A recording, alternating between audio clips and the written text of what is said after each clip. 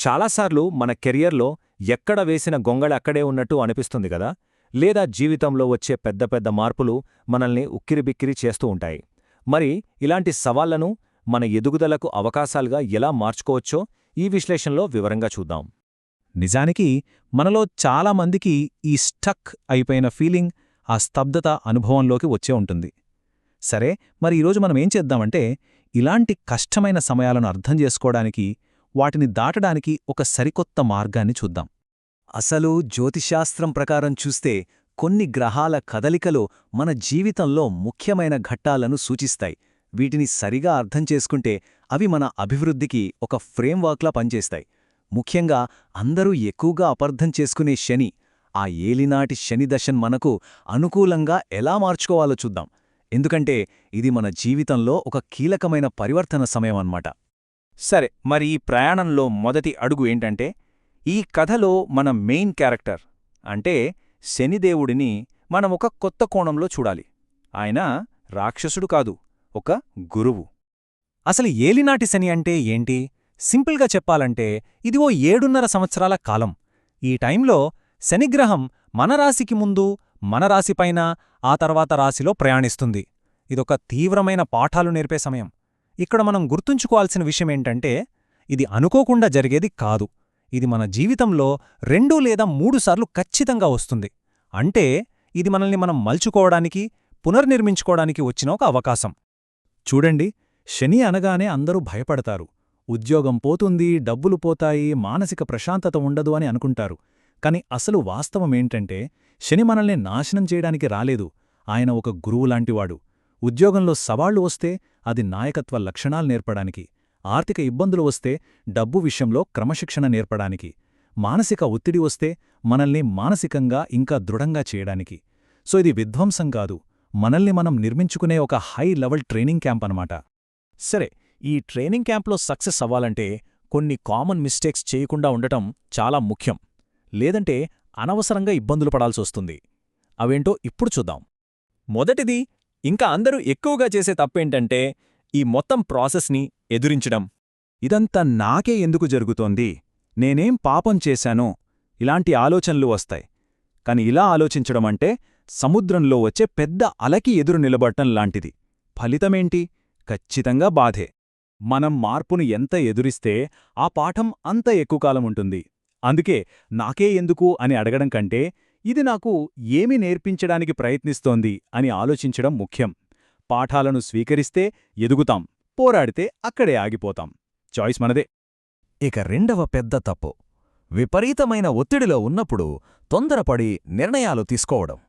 భయంతో, ఆందోళనతో ఉన్నప్పుడు టక్కున ఉద్యోగం మానేయడం, బంధాన్ని తెంచుకోవడం, లేదా పెద్ద మొత్తంలో డబ్బు పెట్టుబడులు పెట్టడం లాంటివి చేస్తారు. కాని గుర్తుంచుకోండి, శనిపెట్టే ఒత్తిడి మనల్ని మనం నాశనం చేసుకోవడానికి కాదు, మన నిర్ణయాధికారాన్ని పరీక్షించడానికి. కంగారులో తీసుకున్న నిర్ణయాలు దాదాపు ఎప్పుడూ తర్వాత బాధపడేలా చేస్తాయి. ఇప్పుడు మూడవ తప్పు గురించి మాట్లాడుకుందాం. ఒత్తిడిలో ఉన్నప్పుడు ఇది చెయ్యడం చాలా సహజమనిపిస్తుంది, కాని ఇది చాలా ప్రమాదకరం. అదేంటంటే, పూర్తిగా ఒంటరిగా ఉండిపోవడం. స్నేహితులు, ఆఫీసులో కొలీగ్స్, మనకి సపోర్ట్గా ఉండే ఫ్యామిలీ మెంబర్స్ అందరికీ దూరంగా వెళ్ళిపోవటం. అవును, నెగిటివ్ మనుషులకు దూరంగా ఉండటం మంచివే, కాని మనకు అండగా నిల్చేవాళ్లని కూడా దూరం చేసుకుంటే ఒత్తిడి ఇంకా పెరిగిపోయి డిప్రెషన్లోకి వెళ్లే ప్రమాదముంది.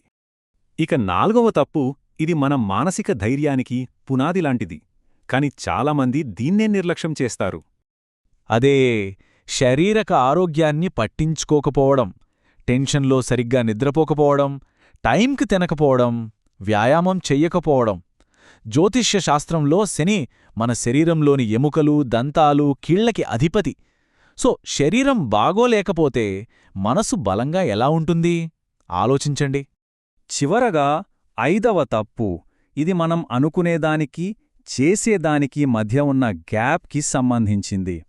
చాలామంది నేను రోజూ ధ్యానం చేస్తున్నాను, పూజలు చేస్తున్నాను, అయినా నా సమస్యలు తీరట్లేదు అని అంటుంటారు. దీన్నే స్పిరిచువల్ బైపాసింగ్ అంటారు. అంటే నిజ జీవితంలో చెయ్యాల్సిన పనులను, బాధ్యతలను ఎదుర్కోలేక వాటినుంచి తప్పించుకోడానికి ఆధ్యాత్మికతను ఒక కవచంలా వాడుకోవడమన్నమాట. ఒక విషయం బాగా గుర్తుపట్టుకోవాలి, శని మన ఆలోచనలకి కాదు, మనం చేసే పనులకి ఫలితాన్నిస్తాడు. క్రమశిక్షణతో ఆచరణలో పెట్టే పనులనే ఆయన గుర్తిస్తాడు. సరే, మరి తప్పించుకునే ధోరణిని వదిలిపెట్టి నిజమైన మార్పు కోసం ఏం చెయ్యాలో ఇప్పుడు చూద్దాం. ఓకే, ఇక మీ పరివర్తన కోసం ఒక యాక్షన్ ప్లాన్ చూద్దాం. ఈ సవాళ్లను మనకు అనుకూలంగా మార్చుకోవడానికి కొన్ని సింపుల్ టెక్నిక్స్ ఉన్నాయి. ముఖ్యంగా మనలో పేరుకుపోయిన ఆ ఎమోషనల్ రెసిస్టెన్స్ని, ఆ వ్యతిరేకతని వదిలించుకోవడానికి శనివారం నాడు ఒక చిన్న సరెండర్ రిచువల్ చేయొచ్చు. ముందుగా మీరు దేన్నైతే ఎదిరిస్తున్నారో ఆ విషయాలన్నింటినీ ఒక పేపర్పై రాయండి. తర్వాత దాన్ని గట్టిగా చదవండి. ఆ తర్వాత ఆ కాగితాన్ని జాగ్రత్తగా కాల్చేయండి. చివరిగా నేనీ ప్రక్రియను నమ్ముతున్నాను అని మనస్ఫూర్తిగా అనుకోండి. ఇది మార్పును స్వీకరించడానికి చాలా సహాయపడుతుంది.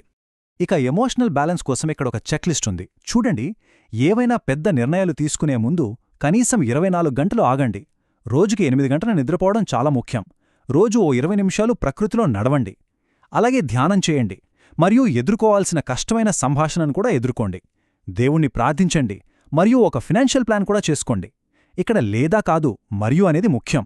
అంటే రెండూ చెయ్యాలి. అలాగే నమ్మకమైన ఒక మెంటర్తో టచ్లో ఉండండి. సరే, మరిన్ని కష్టాలు పడి ఈ దశను దాటితే చివరకు మనకు దక్కే ఫలమేంటి? ఈ నిర్మాణాత్మకమైన సవాళ్లను తట్టుకోవడం వల్ల మనకు దీర్ఘకాలంలో అద్భుతమైన ప్రయోజనాలుంటాయి. ఏలినాటి సలి అంటే అంతా గందరగోళంగా ఉండదు. దీనికొక నిర్మాణముంది. ఒక 3 అంకముల నాటకంలాగా. మొదటి 2.5 సంవత్సరాలు మానసిక ఒత్తిడి, ఆర్థిక విషయాల మీద దృష్టి పెట్టాలి. మధ్యలో ఉండే 2.5 సంవత్సరాలు వ్యక్తిగత జీవితం, ఆరోగ్యాన్ని పునర్నిర్మించుకోవాలి.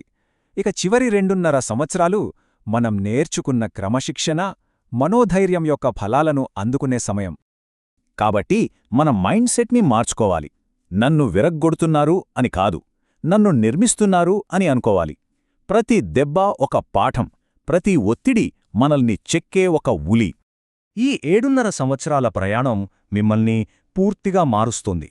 ఇది కేవలం ఒక సవాలు కాదు, మన వ్యక్తిగత, వృత్తిపరమైన జీవితంలో శాశ్వతమైన ఎదుగుదలకు ఇదొక అద్భుతమైన అవకాశం. మరి ఈ నిర్మాణానికి మీరు సిద్ధంగా ఉన్నారా?